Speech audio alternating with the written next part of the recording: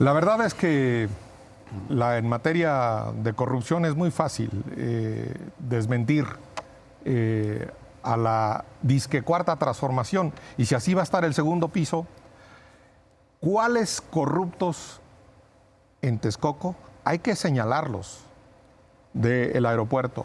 ¿Cuáles corruptos? Individualizar concretamente, señor Ibarra, de compras y distribución de medicinas. ¿Quiénes? ¿Quiénes de los fideicomisos corruptos? ¿Quiénes de los contratazos del Tren Maya y de las Dos Bocas que están en secreto y en reserva de transparencia? No hay un solo responsable por corrupción. En Segalmex, 20,000 millones.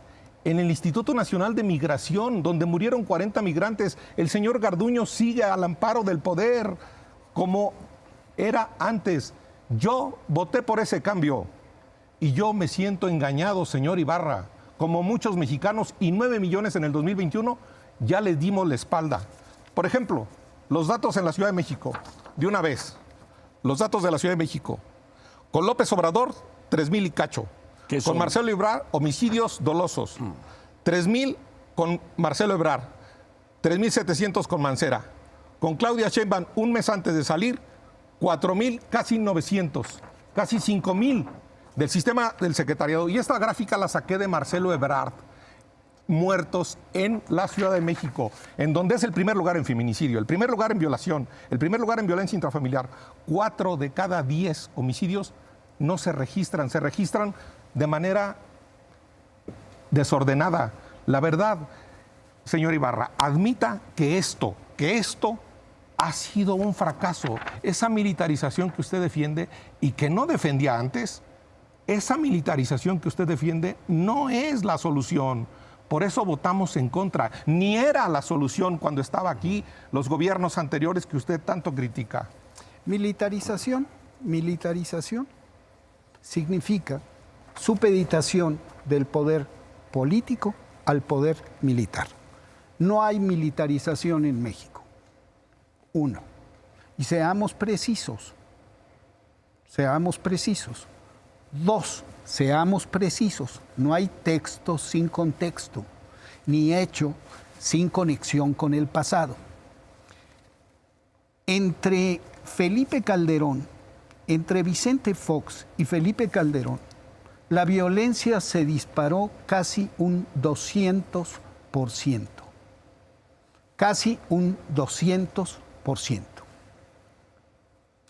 Con Enrique Peña Nieto subió un 52%. 252%. La guerra de Felipe Calderón provocó 3 cosas fundamentales. Primero, la exacerbación de la violencia de todo tipo. Segundo, el empoderamiento de los carteles. Y tercero, desató una violencia demencial.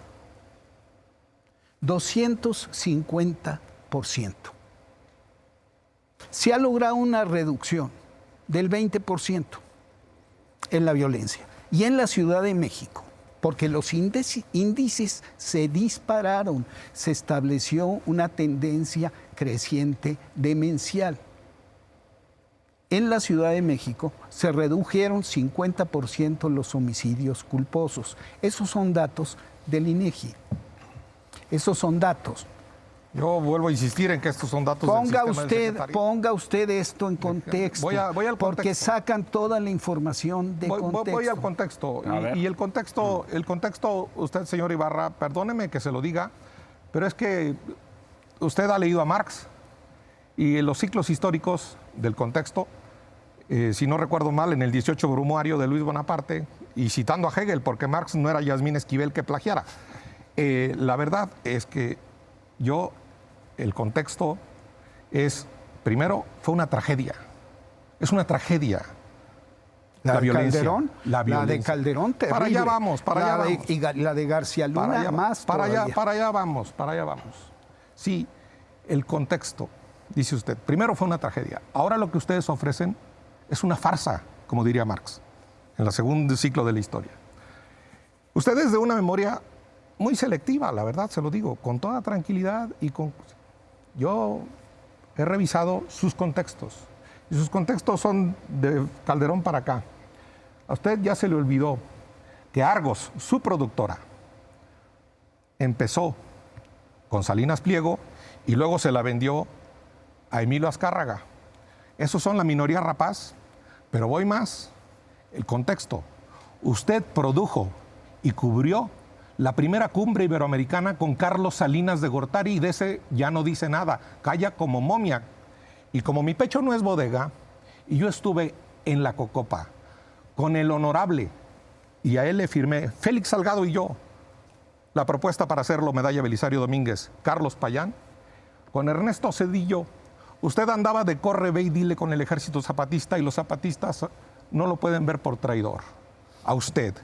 Señor, el contexto es presidentes de Calderón para acá. Y Salinas y Zedillo, ¿qué? De veras, su agencia, ¿nunca fue a tocarle la puerta con ayuda de un ministro a García Luna?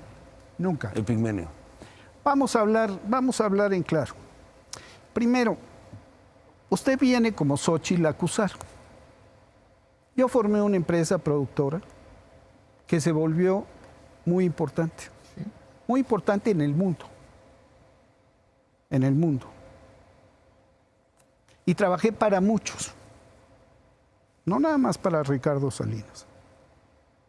Hicimos una cosa muy relevante. ¿Trabajó o no trabajó para Carlos Salinas? No trabajé para Carlos Salinas. ¿No cubrió la primera cumbre iberoamericana en Guadalajara? Yo trabajé en Notimex y en Imevisión.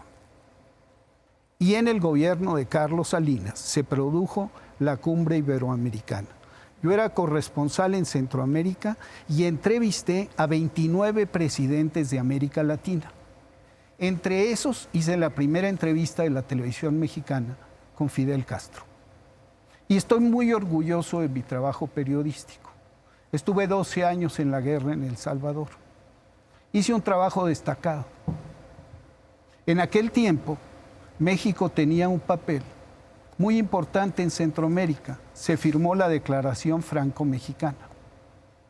Y Carlos Salinas tuvo con Centroamérica una posición que honró la política exterior mexicana, que continuó. Entonces, sí hice cosas en Notimex y en Imevisión. Después formamos Argos cuando la guerra se acabó. Yo hice la primera entrevista con el subcomandante Marcos. Sí, lo sé. Y cubrí el zapatismo. De hecho, tengo una de las bibliotecas más importantes del movimiento zapatista. Y lo que usted dice es una acusación y una falsedad. Una acusación y una falsedad muy grave, y usted lo sabe. Yo no anduve de corre, ve y dile, porque esto se informó. Y Ciro lo cubrió en Reforma. Sí, casi 30 años. Lo cubrió en Reforma. Por solicitud, el Gabriel García Márquez me pidió que entrevistara a Ernesto Zedillo. Y Ernesto Zedillo me dijo, quédate por favor, y llamó a Carlos Payán, porque les quiero hacer un planteamiento. Y lo que voy a decir se lo pueden preguntar a Zedillo. Y dijo, si dentro de 12 años y 50,000 muertos vamos a hablar, te pido que le lleves una carta a Marcos para ver si podemos hablar. Esa es la realidad. Esa es la realidad. No anduve de corre y ve. Es un buen debate, pero les pediría, si les parece, regresar. Sí, nada más que el problema es que el señor me acusó de traición, que es una cosa muy grave. Adelante. Y aquí hubo un acuerdo con Marcos y hubo un intercambio de cartas del que no voy a hablar. Y eso no fructificó. Entre otras cosas porque Roberto Madrazo hizo todo lo posible para que se rompiera el diálogo. Y otros sectores del PRI. ¿Y sabe qué? Todo esfuerzo por la paz valía la pena. Y por eso lo hice. Todo esfuerzo por la paz. Llevé cartas de un lado a otro, no fui corre, ve y dile. Era un proceso de negociación que fue asumido por las partes y anunciado. y me tocó pagar el costo. ¿Algo más sobre esto? Regresamos al debate. Hay testigos aquí. Luis Rodríguez Bucio, subsecretario de Seguridad del actual gobierno, Esteban Moctezuma.